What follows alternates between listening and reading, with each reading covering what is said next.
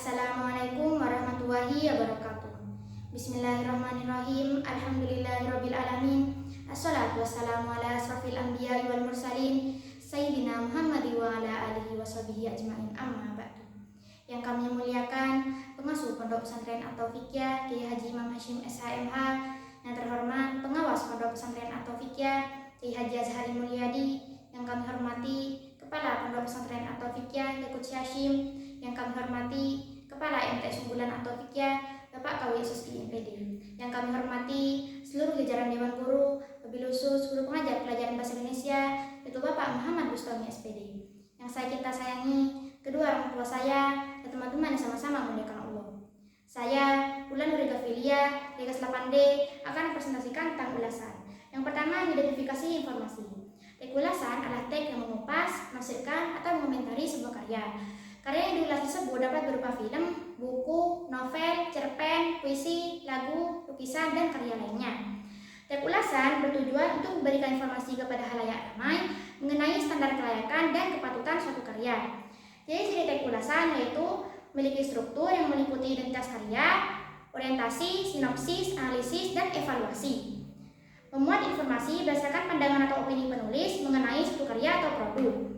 Opini yang ditulis dalam teks ulasan berdasarkan fakta yang diinterpretasikan.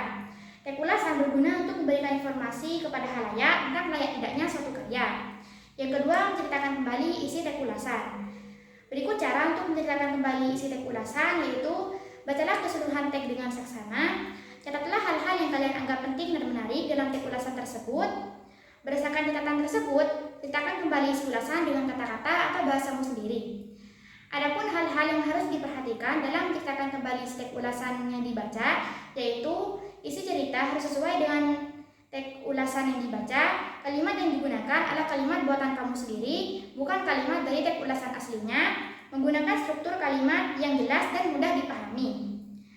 Yang ketiga, menelaah struktur dan kaidah kebahasaan. Struktur, identitas karya. Identitas karya berupa buku dapat mencakup judul, nama pengarang, nama penerbit, tahun terbit, dan tebal halaman. Orientasi merupakan bagian teks ulasan yang berisi gambaran umum tentang sebuah karya. Sinopsis. Sinopsis merupakan garis besar dari sebuah cerita. Analisis. Bagian analisis dalam teks ulasan berisi paparan tentang unsur-unsur intrinsik cerita. Evaluasi. Evaluasi merupakan bagian akhir dari teks ulasan yang berisi penilaian mengenai kelebihan dan kelemahan atau kekurangan suatu karya yang diulas. Kaidah kebahasaan menggunakan konjungsi penerang. Konjungsi penerang merupakan konjungsi yang berguna untuk menjelaskan atau menerangkan suatu kejadian di dalam kalimat. Menggunakan konjungsi penyebab. Konjungsi penyebab merupakan konjungsi yang menjelaskan apakah suatu peristiwa terjadi karena sebab tertentu. Menggunakan konjungsi temporal.